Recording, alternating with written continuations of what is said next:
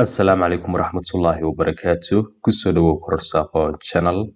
muuqaalkani wuxuu ka mid yahay muuqaalada casharada kooraska complete web development-ka ee ku jira website-ka kororsaaqo.com haddii aad u baahan tahay inaad barato web development-ka gaar ahaan HTML iyo CSS waxaad booqataa kooraskan muuqaalkani waa mid ka mid ah casharada kooraska dhammaystiran ee ku jira website-ka assalaamu calaykum waraxmatullaahi wabarakaatu kusoo dhawow kororsaaqoon muuqaalkan maanta waxaan ku baranaynaa Flexbox waxaan hore u soo baranay inagoo ku guda jirna kooraskii web development-ka ahaa HTML iyo sida loo isticmaalo sidoo kale waxaan soo baranay CSS oo aynu qaybo badan soo baranay marka CSS-ka ayaan ku guda jirnaa waxaynu maanta baran doonaa Flexbox oo ka mid ah CSS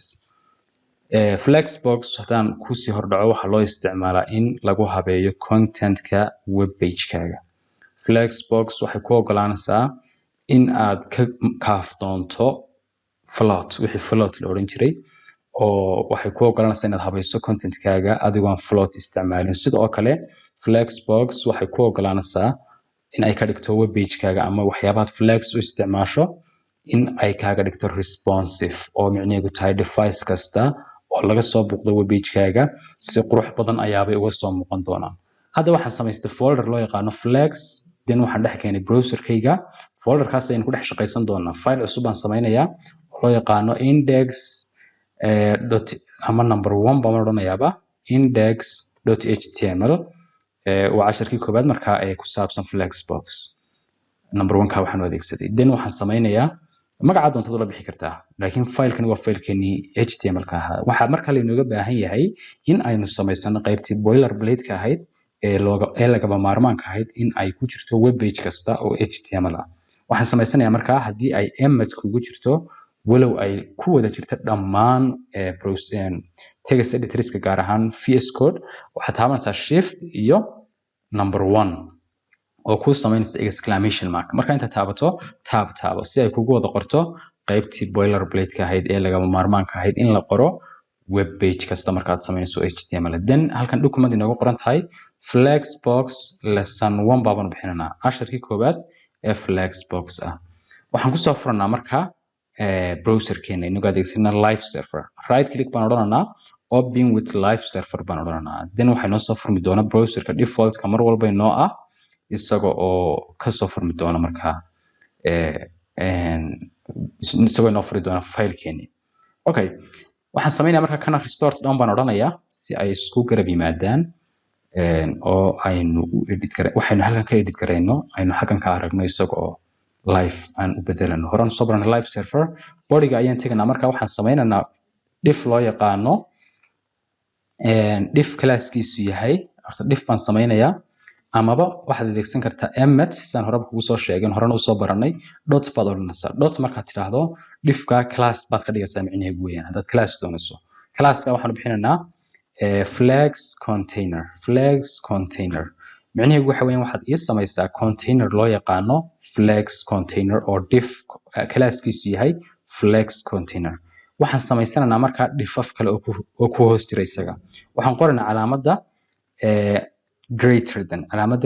than oo diffkan flex container ha soo hoos galaan ay micnaheedu tahay diff kale ayaan samaysanaynaa oo class aan siinano flex item mid loo yaqaano flex item-ka waxaan doonaynaa inuu ka koobnaado ugu yaraan 4 diff inuu 4 diff ahaado waxaan odhanaynaa markaa shift iyo waxaan isla taabanaynaa number 8 keyboard-kaaga oo ku samayn doontaa times then inta diff ee doonayso ama inta element doonayso ayaad qoraysaa number 4 baan taabanaa marka 4 diff baan doonaynaa oo ku hoos jira flex container-ka 4 diffna ha yeeshaan baan leenahay flex item enter baan siinanaa waxay noo samaysmaya markaa intaas ay noo samaysmaysaa waa diff weyn oo flex container aan u bixinay iyo diff kale oo ama iyo 4 diff oo kale oo aan u bixinay flex item okay intaas hadda aan samaynay waxa weeyaan muxuu ahaayey waa container guud oo inoogu hoos jiraan containers kale kan koobaad waxaan ku qoranaa ka soo qaad flex item 1 then waxaan odhanaa kana flex item 2 kana waxaan odhanaa flex item item 3 kan waxaan odhanaa flex item 4 haddaan save garayno waxaad aragtaa dhinaca inay nooga soo baxeen qoraalkii aan ku dhex qornay elementskeena okay intaa ka bacdi waxaan adeegsan doonaa css gaar ahaan waxaan adeegsan doonaa internal css saddex baa loo qaybiyaa waxaa loo qaybiyaa internal css inline css iyo external css marka internal baan adeegsan doonaa headka ayaa lagu dhex qoraa internalka san horeba soo baranay waxaad qoraysaa style then elementka style ayaad dhex gelinaysaa wixii aad doonayso ee css oo dhan waxaan u yeedhanaa marka flex containerkan oo class wata class buu wataa dot baan marka odhananaa waxaan odhanaa flex container baan odhanaa flex container waxaad noogu yeedhaa ama waxaad select garaysaa flex container then ayaad style garaynaysaa stylekaad siinaysaa waa maxay tusaale ahaan ugu yaraan bal background color aan siino weli umaynaan tegin flex box waxaan odhanaa background color waxaan odhanaa hash 3d waxaan adeegsanaa hexadecimal hex values baan adeegsanaa colorka waa 3d 3a 26 weyn colorka doonta ka dhigi kartaa okay backgroundka waa colorkaas ayaan ka dhignay balse waxaad aragtaa hareerahan inuu ku jiro xogaa margin inuu ku jiro aragtaa oo haddaan imika xataa full screen aan ka dhigno oon maximize nidhaahno hareerahan waxaa ku jira default margin baa ku jira okay waxaan doonaynaa stylekan ayaan teganaa halkan flex containerka korkiisa waxaan odhananaa markaa universal selector ayaan soo qaadananaa universal selector horaan soo baranay waxa weeyaan waa calaamadda timeska ama starka ama asterisk hadba saad u taqaano then waxaan odhananaa margin wixii margin ee ku jira 0 ka dhig then waxaad aragtaa in cirifyadii markaa hadda uu ku dhigay cirifyadii inuu hadda ku dhigay qoraalkiina ayaad aragtaa waxaan ku xigsiinanaa markaa paddingkana waxaad ka dhigtaa 0 box sizingkana isagana waan iska raacsananaa waxaan odhanaa border box horaan waxaan soo baranay okay waxaad aragtaa imika inuu cirifyadii uu ku dhegsan yahay ayaad aragtaa okay waxaan doonaynaa flex containerka ayaan ku guda jirnay waxaan odhananaa flex itemskana bal aan u nimaadno dot flex itemku waxa weeyaan waa 4 item weeyaan 4 dhif weeyaan 4 dhif ayaan hal mar wada doorananaa inagoo adeegsananaa classka loo yaqaan flex item maadaama iyagu classkaasi uu ka wada dhexeeyo then waxaan odhananaa iyagana waxaad samaysaa horta bal waxaad tidhaahdaa font family farta bal horta inaga yar habee font familyga waxaad tidhaahdaa bal waxaad tidhaahdaa Arial ka dhig then waxaad tidhaahdaa font sizekana waxaad tidhaahdaa waxaaba tidhaahdaaba 30 pixel okay font size 30 pixel xogaa farti waa waaweynaatay font colorkii oo color baan odhananaa font colorkana waxaad ka dhigtaaba white ka dhig #FFF colorkiina waxaan ka dhigay white okay hadda waxaan sameynay marka intaas ayaan dhamaynay waxaan doonaynaa marka in waliba fartan waxoogaa naga yareeyo on dhaahno 5 iyo 20 oo kale okay si ay si fiican ugu muuqato flex itemskan ayaan marka aynu ku guda jirnaayo waxaan odhananaa waxoogaa bal waxaad u samaysaa border 1 pixel solid white ka dhig si aan u aragno element kasta meesha uu ku joogo ka wada aragtaa then waxaan odhananaa marka padding baan ku daranaa waxoogaa padding ah oo u dhaxaynaya spacekan textka ama elementka waxa ku guda jira iyo borderkiisa space u dhaxaynaya weeyaan paddingka waxaan odhananaa marka 10 pixel horaan soo baranay dhammaan waxyaabaha okay 20 ba ka dhig 20 pixel waxaan odhananaa sidoo kale marginkana waxaan odhananaa 10 pixel marka marginku waa elementkan tusaale ahaan elementka koobaad iyo kan labaad waxa u dhaxaynaya kan iyo kan inta u dhaxaynaysa weeyaan marka haddaan save gareeyo oo imika space baa u wada dhexdhexeeya elementka koobaad oo halkaas ka jooga halkaas ka bilaabmaya sare halkan uu ku jooga kan kale isna sidoo kale okay intaas markaynu hayno waxaan doonaynaa in aynu bal waxaynu bedelanaa backgroundkooga elementskan flex itemska aynu bedelanaa marka backgroundkooga iyagana background color baan odhananaa weli flex box maynaan bilaabin iyada ku hay wax flex weli maan isticmaalin waxaan odhanayaa 992FF waxaan bedelayaa colorka elementskan oo ka colorkooga is bedelay hadda waxaan style gareeyay oo anigoo CSS-ka caadiga naqaan isticmaalaya itemskii iyo waliba containerkii guud flex itemskan ayaan style gareeyay sidoo kale waxaan style gareeyay ka guud ee flex containerka oon u sameeyay kaliya background color aan u sameeyay okay hadda ayaan adeegsanaa marka flexbox waxaan ku apply garaynaa marka u horeysay doonaysa inaad shay ku apply garayso flex waa in shaygaasi shay ku dul jiro tusaale ahaan imika containerkan guud ee display ay noogu jirto aanu bixinay flex container ayay noogu jiraan flex itemskan marka haddaan doono flex itemskan inay yeeshaan muxuu ahaay flexbox inaan ku isticmaalno tusaale ahaan aynu isgarab dhigno imika waxaad aragtaa in ay yihiin inay soo yaalaan inaynu isgarab dhigno haddaan doonano waa inaynu kaa sare isticmaalno kaa sare ay ku guda jiraan marka waa inay markasta mid kugu guda jiraan marka kaa guda flex containerka ayaan teganaa oo inoogu guda jiraan kuwan kale ee flex itemsku waxaan odhanaynaa keliya ta display flex haddaan save gareeyo imika waxaad aragtaa in ay isgarab yimaadeen markii hore maxay ahaayeen waxay ahaayeen column bay ahaayeen hal column bay ahaayeen imika laakiin waa one row weeyaan one row marka by default flex waxa weeyaan qaabkaas ayaa loo isticmaalaa markaad ku daraso shaygaas shayada ku hoos jira ay affect garaynaysaa marka imika shaygan ku apply garaynay waxa weeyaan waa flex containerka then kuwan ku hoos jira ayaabay saamaysay okay marka waxaynu baran doonaa hadda waxaynu baranay qaabka flexbox loogu soo diro containerka guud ee containerka parentka imika kana parentkiya kuwana waa childki okay markaad parentka ku darto waxay saamaynaysaa childka marka waxaynu baran doonaa ka parentka ah ee propertieska flexbox ay leedahay aad ku sii isticmaali kartid tusaale ahaan waxaynu ka bilaabi doonaa flex direction wax kale ma aha imika waxaad aragtaa in uu yahay row oo kala noqday oo by default waa row weeyaan laakiin haddaan idhahdo barka waran column haddaan idhahdo flex direction baan qoray column baan idhi sideedii hore bay ku noqonaysaa sideedii hore ayaaba ay ku noqonaysaa haddaan doonayo kasoo qaad row aan idhaahdo waa by default waa sidii ay imika inoo ahayd marka waxaad adeegsan kartaa row iyo column waxaa jira row reverse waa rowgan laakiin wuxuu isweydaarin doonaa haddaan idhahdo row reverse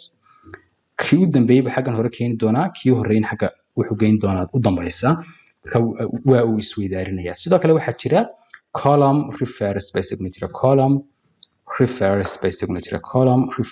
column reverse baa jira isaguna waxa weeyaan kii u horeeyeyba xagga dambe keenaya kii u horeeyeyba xagga dambe geynaya kii u dambeeyna xagga u horeysa ayaa buu geynaya marka flex direction baad adeegsan kartaa by default waxaan ku yiri waa row by default ama sida caadiga ah waa row markaad flex isticmaasho waa row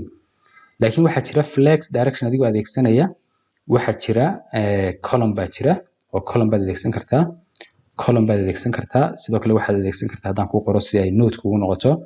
waxaad adeegsan kartaa row waxaad adeegsan kartaa sidoo kale row reverse oo rowgiyood isweydaarisay yani kii ugu dambeeyay ugu soo horeynayo sidoo kale waxaad adeegsan kartaa column reverse baad adeegsan kartaa column reverse intaas waxaan ku gelinayaa comment ayaaba aan ku gelinayaa intaasba waa aad adeegsan kartaa waxaynu ku xigsiinanaa ayaa ah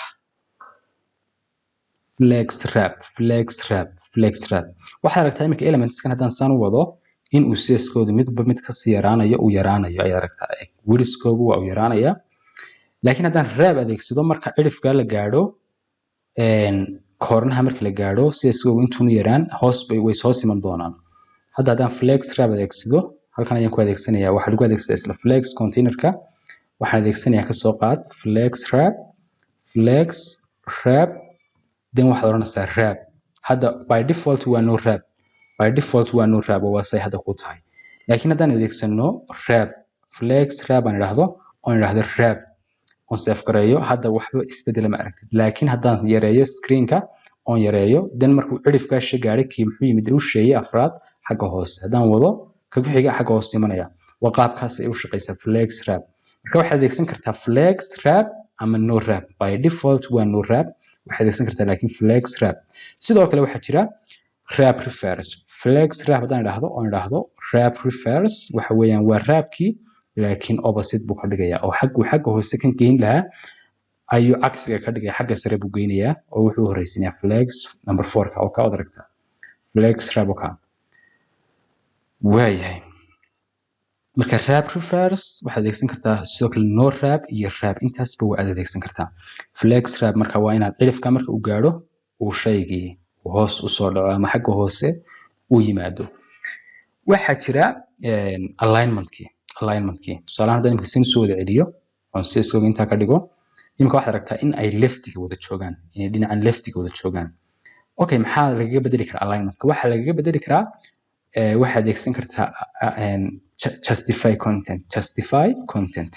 justify content markaad tiraahdo waxaasoo dhan baa kusoo baxaya center oo kale.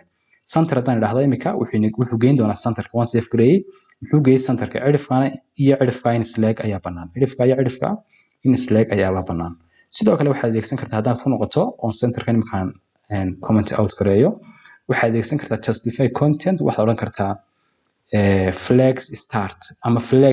flex n waxa weeyaan waa halka ugu dambeysa haddaan imika save gareeyo flex n baan idhi xagga ugu dambeysa buu geeyey. sidoo kale waxaad odhan kartaa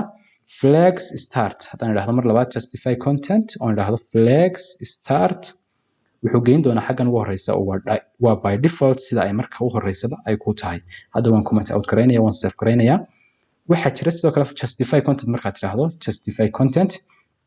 space between baa jira oo space slag buu dhaxaysiinayaa dhammaantood waan save gareeyay intaan then waxaad aragtaa haddaan save gareeyay imika space slag baa mid kasta u dhaxeeya laba kasta space between weeyaan kaas. sidoo kale waxaa jira waad tijaabin doontaa dhammaantood sidoo kale waad casharkan aad daawanayso hoostiisa ayaad ka download garaysan kartaa koodhkan halkan kanina wuxuu ku noqon doonaa note aad marka dambe aad isticmaali karto. okay commentkan ku gelinaya waxaa jira space around baa jira justify content haddaan idhaahdo space around haddaan idhaahdo oon save gareeyo waxaad aragtaa dhinac kasta xagga sare xagga hoose cidhifkan iyo cidhifkaaba waxa uu sameeyey space buu sameeyey slag. laakiin space between haddaad adeegsato elementskuun buu dhaxaysiinayaa spaceka. haddaan ku noqdo mar kale space between oo save gareeyo labada cidhif waad aragtaa in aanu wax space lahayn laakiin elementskan uu space u dhaxaysiiyey slag. laakiin space around isagu ka duwanaa oo ilaa cidhifyada sare buu space ku soo daray. hadda haddaan comment ka saaro space around-ka oo save gareeyo waxaad aragtaa inuu cidhifyadoo dhan in slag uu ka wada dhigay space-ka u dhaxeeya. okay justify content ayaan guda jirnay oo alignmentka aad ku sixi karto. waxaa jira isagana oo loo isticmaalaa flex containerka element property kale oo loo yaqaano align items ka hadda waxaan soo baranay justify oo iyadu alignmentka ahayd alignmentka laakiin waa horizontal. haddaan doonano vertical inaanu align gareyno balka waran vertical haddaan inaanu align gareyno doonano waxaad adeegsanaysaa markaa align items. tusaale ahaan imika vertical ahaan imika dhifkeena guud ee weyni ma laha wax space oo hareerahan yani kaga jira aynu ku align gareyno aynu bartanka kale ama xagga sare kale aynu geyno. marka waxaan tegnaa flex containerkeena weyn waxaan odhanayaa heightkiisa ayaan yar kordhinaya waxaan ka dhigayaa ka soo qaad content view height oo micnaheedu tahay page-ka laga eegayo boqolkiiba content ha noqdo marka boqolkiiba content weeyaan. hadda by default align itemsku waxa weeyaan stretch inay kala fidaan ba loogu talagalay laakiin waan bedeli karnaa haddaan idhaahdo markaa imika align items oon hadda stretch aan idhaahdo wax isbedel oo dhacaya ma aragtid wax isbedel oo dhacaya ma aragtid waa by default sida ay yihiin. laakiin haddaan idhaahdo align items oon idhaahdo markaa center waxaad aragtaa inay centerkii itemski wada yimaadeen bartankii. sidoo kale waxaan odhan karaa align items waxaan odhanayaa align items waxaan odhan karaa kasoo qaadba flex start oo xagga u sarreysa ah waan save gareynayaa xaggii u sarreysay ayaaba ay tegeen. waxaan mar labaad odhanayaa align items waxaan odhanayaa flex n waan save gareynayaa intaan kaa sare comments iska saaro then maxaad aragtaa xaggii u dambeysay bay yimaadeen. marka waa elementskii ama waxa weeyaan waa propertieskii iyo valueski aad xaggaa horeba ku isticmaalaysay justify content-ka unbay la micno yihiin laakiin waa horizontal imika by default waa stretch centerkaad keeni kartaa oo centerka haddaan keeno qaabkan ay noqonaysaa qaabkan ayaaba ay noqonaysaa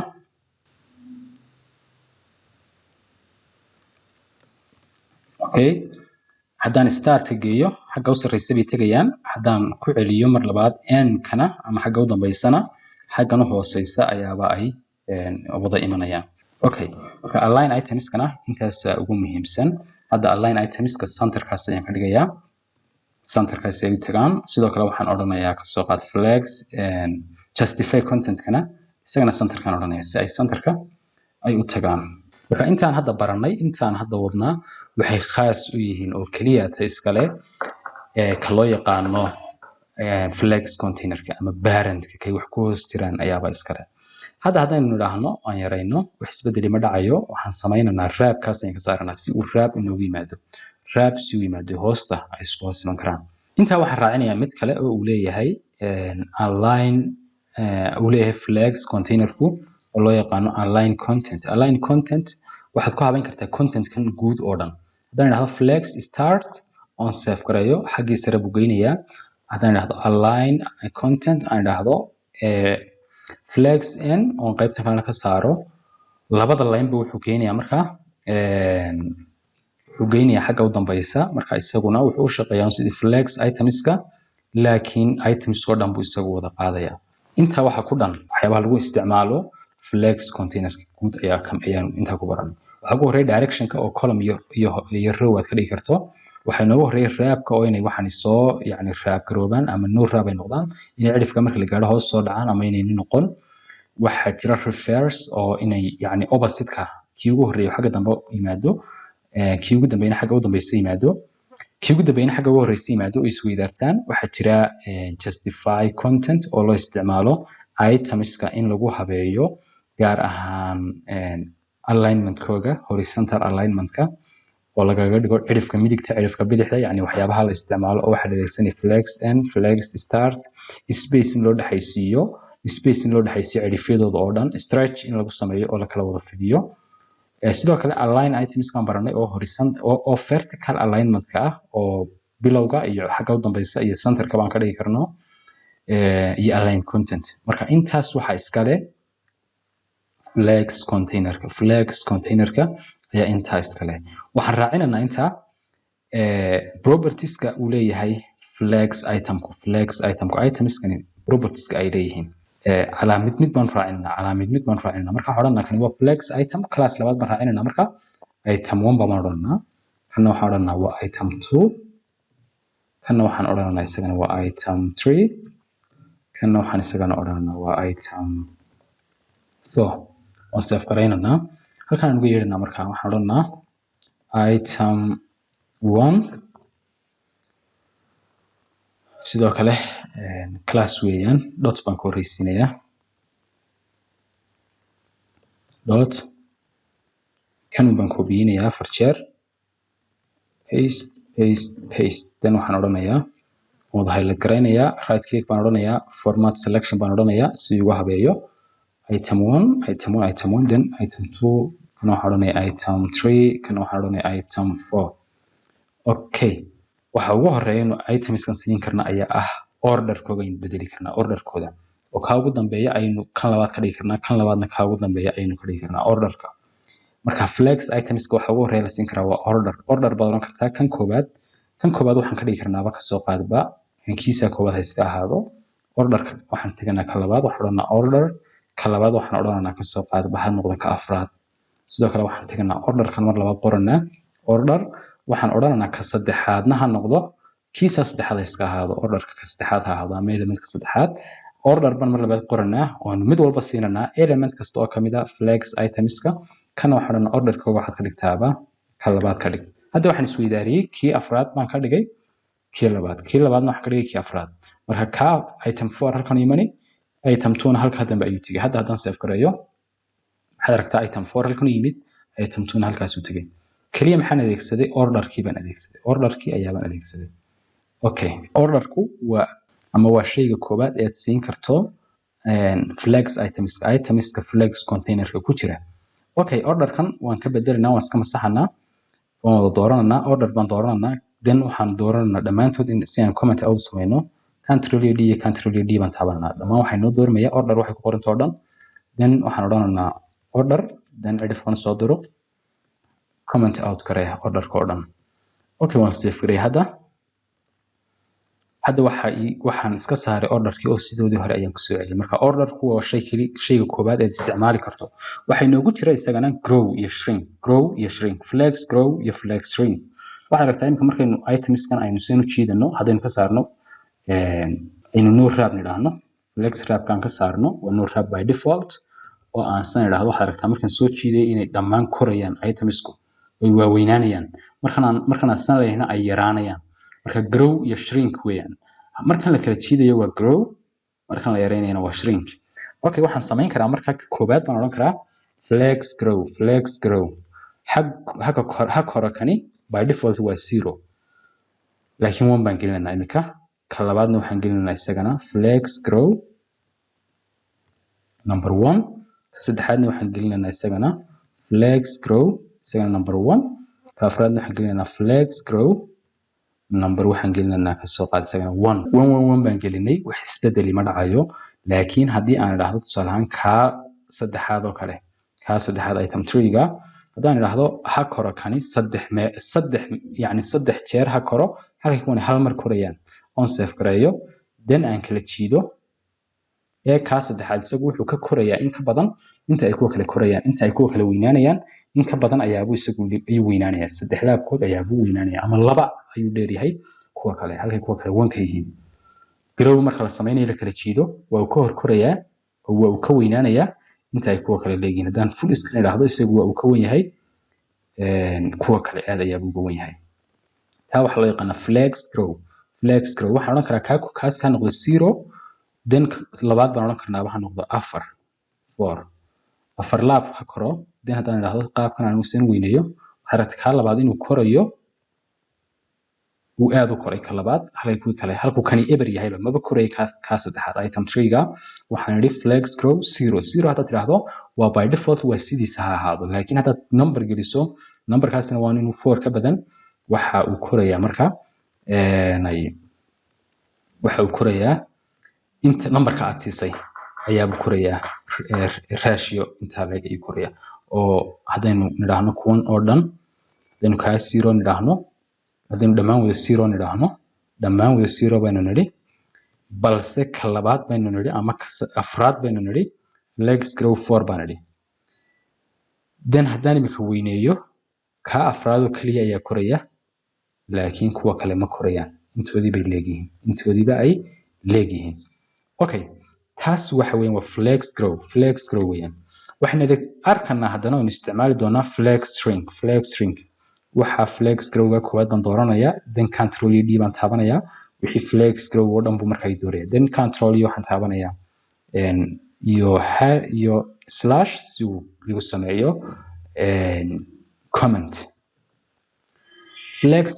shrink ayaa jira flex shrink ayaa isna jira flex shrink haddaan idhahdo 0 ka koobaad then aan intan soo koobiyeysto oon kan paste ku siiyo kan kale aan paste ku siiyo kan aan paste ku siiyo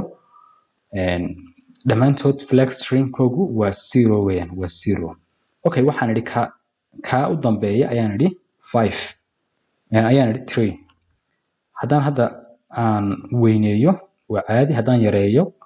kaas ayaa u shisheeya ayaa ka yaraani kuwa kale iyagu sidoodii bay ahaanayaan kuwa kale isma bedelayaan sidoodii bay ahaanayaan laakiin kuwa kalena aan 1 siiyo 1 baan siiyey kanna waxaan isna 1 kanna 1 baan idhi dhammaan way wada yaraanayaan laakiin ka u dambeeya ayaa ka yaraansha badan kuwa kale ka u dambeeya ayaa ka yaraansha badan marka flex shrink waa opposite-ka flex grow opposite-keega weeyaan okay iyadana aynu commented out ku samayno flex shrink iyadana waad fahantay qaabka loo isticmaalo haddii aad fahmi weydo ama meelo kamid ay kugu adkaadaan su'aal mar walba waad soo weydiin kartaa adigoo nagu soo weydiin karaa website-ka ama naga soo weydiin karaa WhatsApp-ka waxaan hadda baranay itemska ama flex itemska waxyaaba la siin kara inay kamid yihiin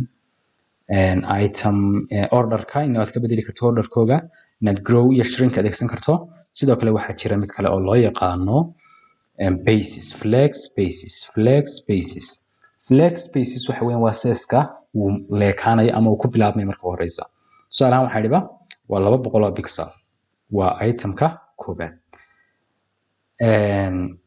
haddaan imika weyneeyo itemka koobaad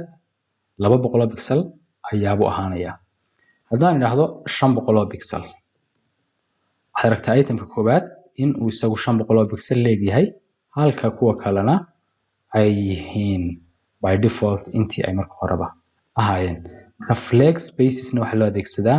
itemka doonaysid inuu widthkiisu ahaado ama heightkiisu ahaado fixed inuu heightkiisu ahaado fixed ayaaba loo adeegsadaa waxa kaloo la adeegsan karaa oo jira